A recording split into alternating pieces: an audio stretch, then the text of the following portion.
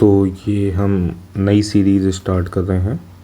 ये स्पेसिफिक है AIATC के लिए, लेकिन जीके क्वांट और रीजनिंग ये सारे एग्ज़ाम्स के लिए आती है, तो फिर कोई भी इसको देख सकता है। बिकॉज प्रीवियस ईयर पेपर्स सारे एग्ज़ाम्स के हर एक एग्ज़ाम्स के लिए रेलेवेंट रहते हैं। वनडे एग्ज़ाम्स की बात करता हूँ मैं। लाइक SSC में ऐसा नहीं है कि ATC का क्वेश्चन नहीं पूछा जा सकता। मैं अभी दिखाऊंगा और आपको समझ आ जाएगा कि हाँ भाई ये तो SSC में भी पूछा गया है। ठीक है, जो दूसरे वनडे एग्ज़ाम्स होते हैं लाइक BIS का हो गया, IB का हो गया, इन सभी में ही वो क्वेश्चंस पूछे जाते हैं। ठीक है ना, तो कोई भी देख सकता है पहली चीज़। बट मैं बता देता हूँ कि ये ATC के प्रीवियस ईयर पेपर्स होंगे। ठीक, मैं पढ़ाऊँगा इसमें जीके, क्वांट और रीजनिंग। एक प्लेलिस्ट बना दूंगा, ठीक है, सिंपल सी, जिसमें AIATC के नाम से होगी। उसमें सारे अपडेट्स आते रहेंगे ATC से रिलेटेड। देखिए, मैंने उसका सिलेबस डिस्कस कर दिया था, फॉर्म कब से आया कब क्या है ये भी डाल दिया था, और बाकी अब मैं इसमें जीके, क्वांट और रीजनिंग के PYPs करने वाला हूँ। ठीक, वो भी उसी में अपडेट करता रहूँगा। ठीक, तो ये जो है सीरीज़ है प्रीवियस ईयर क्वेश्चन पेपर्स के, ठीक है, ATC के। ओके, और ये वाला जो पेपर है वो है 2022 में, 27 जुलाई 2022 में हुआ था। 27 जुलाई 2022 में शिफ्ट 1। ठीक, ध्यान रखिएगा, 27 जुलाई 2022 शिफ्ट 1 का पेपर है। ठीक, चलिए तो स्टार्ट करते हैं। To whom is the Dronacharya award is given in India. Drona कौन थे? गुरु द्रोण, ऑब्वियसली गुरु थे, तो सिंपल सा फंडा है, कोचेस को दिया जाता है। ये 1985 में इस अवार्ड को इंट्रोड्यूस किया गया, 1985 में, उन कोचेस के लिए जो स्पोर्ट्स और गेम बहुत अच्छा करवा रहे हैं। ठीक है, द्रोणाचार्य गुरु द्रोण के नाम पे है। उसके बाद इस द्रोणाचार्य अवार्ड में एक ब्रॉन्ज स्टैचू मिलता है द्रोणाचार्य जी का, ध्यान रखिएगा, ब्रॉन्ज स्टैचू। एक सर्टिफिकेट मिलता है, एक सेरेमोनियल ड्रेस भी मिलती है, एक जो कैश है वो 15 लाख का है। तो कई बार क्वेश्चंस जो जितना अमाउंट होता है उस पर पूछते हैं, तो 15 लाख कैश मिलता है भाई। और भालचंद्र भास्कर भागवत जो थे, उनको सबसे पहली बार द्रोणाचार्य अवार्ड मिला था 1985 में। ठीक है, तो द्रोणाचार्य अवार्ड किसको मिलता है? कोच को मिलता है।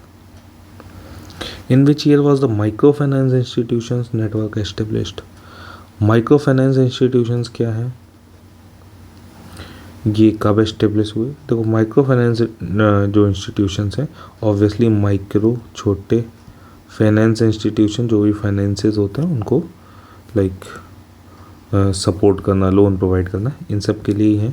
ठीक है, ये 2009 में एस्टेब्लिश हुए, ध्यान रखिएगा, as an industry association for NBFC। ठीक, ये माइक्रो फाइनेंस इंस्टीट्यूशंस का जो प्राइमरी ऑब्जेक्टिव है वो वही है कि robust development of micro finance sector by promoting responsible lending provide करे, क्लाइंट प्रोटेक्शन प्रोवाइड करे, अच्छा गवर्नेंस हो सके और सपोर्टिव रेगुलेटरी एनवायरनमेंट हो जाए। बेसिकली छोटे मोटे लोन्स प्रोवाइड करना, छोटे इंस्टीट्यूशंस जो छोटा बिजनेसेस के लिए। ठीक है, 2014 में इसको रिजर्व बैंक ऑफ इंडिया ने फर्स्ट सेल्फ रेगुलेटरी ऑर्गेनाइजेशन की तरह रिकॉग्नाइज किया। ठीक है, फर्स्ट सेल्फ रेगुलेटरी ऑर्गेनाइजेशन। ठीक, 2014 में, तो क्या है 2009 में ये इंस्टीट्यूशन एस्टेब्लिश हुआ। Father of micro finance institution किसे कहते हैं, एक बार देख के बताइएगा, कहाँ के हैं वो, कमेंट में। इम्पोर्टेंट क्वेश्चन है, father of micro finance institution आया था इस बार question. Who constructed the Nahargarh fort in Jaipur? Nahargarh से समझ में आ रहा है कि ये जयपुर राजस्थान के आसपास ही बना होगा। ठीक है, अच्छा फोर्ट है, देखने लायक फोर्ट है ये। आमेर फोर्ट नाम सुना होगा, काफ़ी फेमस है। ठीक, ये किसने बनाया? सवाई जयसिंह सेकंड ने। ठीक, सवाई जयसिंह सेकंड ने कब बनाया? अराउंड 1734। कहाँ बना होगा? ऑब्वियसली अरावली से, अरावली माउंटेन्स में। पिंक सिटी किसको कहते हैं? जयपुर को कहते हैं, तो वही बात लिख दी गई है। ठीक है, ये स्ट्रॉन्ग सिक्योरिटी प्रोवाइड करता था जयपुर को, और इसके साथ साथ आमेर का किला और है, आमेर फोर्ट। ठीक है, और जयगढ़ का किला भी है वहीं पे। ठीक है, in fact the name of the fort was the first Sudarshangarh. इसका पहले नाम जो था वो सुदर्शनगढ़ था, बट बाद में इसको नाहरगढ़ फोर्ट भी कहने लगे। ठीक है, द प्लेस ऑफ लाइन। ठीक है, द प्लेस ऑफ लाइन। चलिए, in which year that Christian Huygens put forward the wave theory of light. अब एग्जैक्ट डेट पूछ देता है तो बहुत मुश्किल होता है याद कर पाना, ऑब्वियसली बहुत मुश्किल है, और बहुत करीब की डेट्स हैं 78, 75, 81। तो ये बहुत डिफ़िकल्ट सा क्वेश्चन है, बिकॉज इतने फैक्ट याद करना बहुत मुश्किल है। तो फिर भी 1678 में एक वेव थ्योरी ऑफ लाइट लेके आई है। वेव थ्योरी ऑफ लाइट क्या होगी? एक आपने सुनी होगी ना, एक पार्टिकल थ्योरी होती है, एक होती है वेव थ्योरी। पार्टिकल थ्योरी में लाइक फोटॉन्स बाहर निकल रहे होते हैं, फोटो इलेक्ट्रिक इफेक्ट वाला, और वेव में कि ये वेव नेचर में होती है, लाइक साइनोसॉइडल फॉर्म्स में इलेक्ट्रोमैग्नेटिक वेव्स की तरह वर्क करती है। ठीक है, we deal with the sine form, the period of the wave form is 1 full 0 to 360 degree. Light waves have 2 characteristics. हाँ, वेव लेंथ और फ्रिक्वेंसी होती है किसी भी लाइट वेव में, सिंपल सी बात है। ठीक है, चलिए, लार्जेस्ट फाइलम, बहुत इजी क्वेश्चन, ऑर्थोपोडा। ऑर्थोपोडा क्या होता है? सबसे पहली चीज़ तो लार्जेस्ट फाइलम है। हाँ, इनके जो एक्सोस्केलेटन्स होते हैं, है ना, वो हार्ड होते हैं, और सारी टांगें जुड़ी होती हैं। जो लेग्स होते हैं जॉइंटेड, लेग्स जॉइंटेड होते हैं। ठीक, बॉडी सेगमेंटेड होती है और बायलैटरली सिमेट्रिकल होती है। सिमेट्रिकल बॉडी देखने को मिलती है, और इनमें ओपन सर्कुलेटरी सिस्टम होता है। जो सर्कुलर सिस्टम होता है वो कैसा होता है? ओपन होता है, मतलब इनमें कोई वीन्स वगैरह नहीं होती हैं। जो वीन्स होती हैं, वीन्स, है ना, ये सब चीज़ें, आर्टरीज, ये सब चीज़ें नहीं होती हैं। कुछ एग्जांपल्स देख लेते हैं ऑर्थोपोडा के। लाइक जितने भी इंसेक्ट्स होते हैं, देखिए ना, पैर जुड़े होते हैं। स्पाइडर्स होते हैं, सिमेट्रिकल होती है ना, ऐसे ऐसे ऐसे, ट्यू ट्यू ट्यू ट्यू, गंदी ड्राइंग।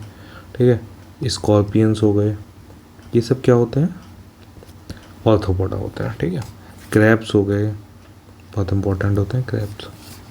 ठीक, फिर कॉर्डाटा में आ जाते हैं। इनमें 5 क्लासेस ऑफ एनिमल्स होते हैं ना, फिश, एम्फीबियंस, रेप्टाइल्स, बर्ड्स और मैमल्स। ठीक है, अब इसके एग्जांपल्स आप देख ही सकते हो। मोलस्का, ये कैसे बोलें कि गुलगुले जैसे होते हैं थोड़े से, लाइक ऑक्टोपस हो गया, स्क्विड हो गया, गुलगुला ऐसा होता है ना। ठीक है, सेकंड लार्जेस्ट फाइलम है ये भी। ठीक है, तो ध्यान रखना क्या, ऑर्थोपोडा फर्स्ट नंबर पे आता है, सेकंड मोलस्का आता है, ये भी पूछा हुआ क्वेश्चन है। और एनालिट्स जो होते हैं वो सेगमेंटेड रिंग्ड वॉर्म्स होते हैं, एनालिट्स। ठीक है, जैसे कि अर्थ वॉर्म्स हो गए, ठीक है, रिंग वॉर्म्स हो गए। अब अर्थवॉर्म्स आपने सभी ने देखा है ना, तो आप समझ सकते हो कि इसे कैसे सेगमेंट्स होते हैं बॉडी में। ऐसे ऐसे, थोड़ा सर्कुलर कर दो, ऐसे ऐसे ऐसे ऐसे ऐसे। ठीक है ना, ये एनालिट्स हो गए। लीचेस हो गए। ठीक, चलिए, एज पर HDR, इंडिया का HDI वैल्यू। अब किसी को HDR ना पता हो ना, तो फुल फॉर्म मतलब, तो फिर दिक्कत ये, ह्यूमन डेवलपमेंट इंडेक्स। अब ह्यूमन डेवलपमेंट इंडेक्स में, अब एक्चुअली ये 2020 का है तो इम्पोर्टेंट नहीं है, 2022 का नहीं, 23 का देख के जाइएगा, है ना। HDI वैल्यू कितनी है? 0.645 उस वक्त पे थी। इसी की इर्द गिर्द ही तो घूम रही होगी। ठीक है ना। और होता क्या है, मेन चीज़ देखो, मेन चीज़ ये है कि ये HDI कैसे निकलता है? ये मीन होता है नॉर्मलाइज्ड इंडेक्सेस फॉर 3 डायमेंशन। 3 चीज़ें देखी जाती हैं। सबसे पहले हेल्थ डायमेंशन है, इसका मतलब लाइफ एक्सपेक्टेंसी कितनी है बर्थ में, जब कोई बंदा पैदा होता है तो वो कब तक जिएगा, ठीक है, लाइफ एक्सपेक्टेंसी। एजुकेशन डायमेंशन देखा जाता है, मींस ईयर्स ऑफ स्कूलिंग, 25 साल तक उसकी ईयर्स स्कूलिंग कितने साल कब तक हुई बेसिकली, तो स्कूलिंग। और दूसरा क्या है कि expected years of schooling for children of school entering age, entering age क्या है, ठीक है। तो इन तीनों फैक्टर्स को कंबाइन करके इनका ज्योमेट्रिक मीन लिया जाता है और हम इतने मार्क्स दे देते हैं उसके, और उसके अकॉर्डिंगली रैंक बना देते हैं। ये यूनाइटेड नेशंस डेवलपमेंट प्रोग्राम इसकी जो वो है लिस्ट रिलीज़ करता है। आप मुझे कमेंट में बताइएगा UNDP का हेडक्वार्टर, ठीक। चलिए, which of the following is not a qualification for the appointment of जज एट द सुप्रीम कोर्ट, ठीक है भाई। He should have been a high court जज फॉर एटलीस्ट 10 ईयर्स, गड़बड़ हो गया, ये है नॉट पूछा है पहली चीज़ तो। अब बताइए कितने साल तक का जज होना चाहिए, मतलब कितने तक का चल जाएगा, ठीक है। तो 10 साल थोड़ा सा ज़्यादा हो गया ना यार, हाई कोर्ट का जज बनना बड़ी चीज़ है, उसके बाद 10 साल तक वो बना रहे तो फिर तो सुप्रीम कोर्ट तक पहुंचना बहुत मुश्किल हो जाएगा, रिटायर हो जाएगा यार बंदा ठीक है ना। तो इसलिए इसकी जो एज है ना वो 5 साल है, ठीक है, ये 5 साल। सिटीजन ऑफ इंडिया तो होना ही चाहिए भैया, और एडवोकेट अगर है तो हाई कोर्ट का तो वो 10 साल तक, ठीक है। तो ये 5 था, ये 10 है, और ये हाई कोर्ट का ये देखो 5 साल। अगर देखा जाए इन दोनों को छोड़ देते तो इन दोनों में ही निकाल लेना था हमें आंसर, पहले और चौथे में, या फिर 5 होगा या 10 होगा। तो 5 तो यहाँ लिखा हुआ था, 10 इन दोनों में ही आंसर आपको मार्क करना था, ठीक है ना, सोचना था थोड़ा सा। अगर बात करें तो आर्टिकल 124 जो है वो इसके बारे में बताता है कि जज ऑफ सुप्रीम कोर्ट जो होता है उसका क्या क्वालिफिकेशन है। भाई इंडिया का सिटीजन होना चाहिए, 5 साल के लिए जज ऑफ हाई कोर्ट हो, या फिर उसके 2 और मोर सच कोर्ट्स साथ में हो, कोई चलेगा। 10 साल तक एडवोकेट हो सकता है। He is the opinion of president में बढ़िया ज्यूरिस्ट होना चाहिए, ठीक है ना, मतलब प्रेसिडेंट से बननी चाहिए बेसिकली, उनके ओपिनियन में बढ़िया जज होना चाहिए, ठीक है ना। विच ऑफ द फॉलोइंग और the force behind the declaring Sati illegal. देखो भाई, ये लॉर्ड विलियम बेंटिक जी थे, इन्होंने बैन करने का बोल दिया था, मतलब फाइनल डिसीजन कर दिया था। लेकिन बोला तो किसी इंडियन नहीं होगा ना पहले कि यार ये चीज़ ख़राब हो रही है ना, उन्हें तो वैसे ही कोई मतलब नहीं था। तो हमारे जो राजा राम मोहन राय जी थे, ठीक, राजा राम मोहन राय जी, इन्होंने सती प्रैक्टिस के लिए बहुत पापड़ बेले, और फाइनली लॉर्ड विलियम बेंटिक ने बोल दिया कि चल ठीक है भाई, मान लेते हैं तुम्हारी बात, इसको लीगली बेसिकली लीगल तौर पे इसको ऐसा क्राइम बोल दिया गया, ठीक है। और एक चीज़ ये थी कि ये सिर्फ ये कलकत्ता में बैन की थी, लेकिन धीरे धीरे सराउंडिंग एरियाज़ में ख़त्म हो गई अपने आप। ये कब हुई? 1798 में। और sati practice in all jurisdiction of British India was pass, ये 4 दिसंबर 1829 में विलियम बेंटिक ने सारी जगह पे बंद हुई थी। उससे पहले सिर्फ जो है ना वो 1798 में बैन करी गई थी, सिर्फ कोलकाता में, ठीक है ना। तो ध्यान रखिएगा, ये पूछा जा सकता है, ठीक है। चलिए, तो हमारे जो मेन काम किया था वो किसने किया था? राजा राम मोहन रॉय जी ने। फिर शुरुआती दौर जो हुई वो कोलकाता में हुआ, कोलकाता में बैन किया गया। उसके बाद ऑल ओवर इंडिया में 1829 में बैन किया गया, और इधर पे कब किया गया था? 1798 में, ठीक है। 30 साल लग गए ऑल ओवर इंडिया तक पहुँचते पहुँचते। What is the extent of catchment area of minor river basins in India.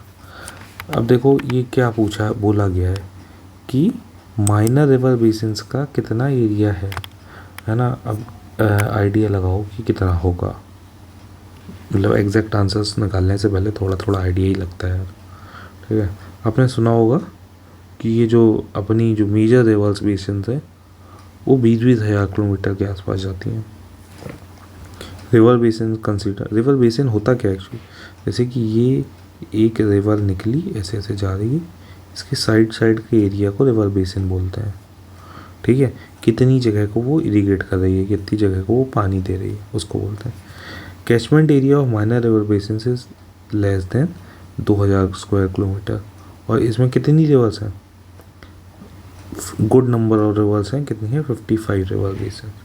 तो ये सिर्फ 55 रिवर्स मिल के ना सिर्फ 2000 किलोमीटर के का एरिया को कवर कर रही हैं, जबकि जो मेजर रिवर्स हैं हमारी 12 मेजर रिवर्स, इनका जो एरिया है वो 20,000 किलोमीटर स्क्वायर का है, इससे ज़्यादा ही है। और टोटल कैचमेंट एरिया है वो 25.3 लाख किलोमीटर का है, ठीक है। और हमारी जो सबसे मेजर रिवर वो यही है भाई, गंगा ब्रह्मपुत्र मेघना, ठीक है। ये लार्जेस्ट 11 लाख किलोमीटर स्क्वायर का भाई बेसन, खतरनाक, ठीक। What is the reason for the phenomenon called breaks associated with the monsoon? Monsoon क्या है पता ही है तुम्हें, ब्रेक क्या है, ये भी अपने छुट्टियाँ लेते हैं, सिंपल सा वंडा।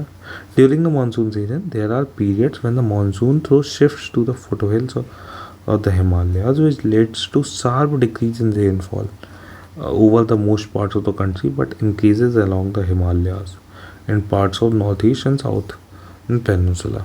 अब एक्चुअली है क्या कि मानसून जब शिफ्ट हो रहा होता है तो उस मोमेंट में कई बार डाउनफॉल आ जाता है, बिल्कुल रेनफॉल नहीं होती काफ़ी वक्त तक, उसको ही अपन ब्रेक बोल देते हैं, है ना। ये एक्चुअल में होता कब है, ड्यूरिंग जुलाई अगस्त, ठीक है। और अगस्त के टाइम पे इनमें पीरियड ब्रेक आता है, मानसून वीक हो जाता है, इसको हम ब्रेक बोल देते हैं, ठीक। Breaks are likely to occur during the second week of August for end the last for the week, ठीक है। मूवमेंट्स ऑफ मानसून ट्रफ्स क्या है, रीज़न क्या है इनका, मानसून जब हिमालयन फुटहिल से नीचे उतर रहा होता है तो उस मोमेंट पे ब्रेक आ जाता है, लेकिन मानसून कहाँ पे गिर जाता है, जो जो जो नॉर्थ ईस्टर्न एरियाज़ हैं या फिर हिमालयन पार्ट्स में सिर्फ गिर जाता है, ठीक है ना। Stagnation of monsoon troughs, disappearance of stability हो गई तो फिर तो ब्रेक आएगा ही नहीं, गायब भी हो गया तो फिर तो मानसून ही नहीं आएगा। और स्टैग्नेंट और स्टेबिलिटी तो एक ही चीज़ हो गई, लमसम, ठीक है। ये हो गए आपके 10 क्वेश्चन, 10 क्वेश्चन आते हैं इसके पेपर में, ठीक है। मैं 10 क्वेश्चंस का ये था, उसके बाद मैं जीके का हो गया, रीजनिंग और क्वांट का आ जाए। डेली ऐसे करके मैं पूरे के पूरे PYPs करीब 20 से 22 पेपर्स के PYPs में करा दूँगा कंप्लीट, ठीक है। बाकी thank you for 150 subscribers, and please do this. Thank you.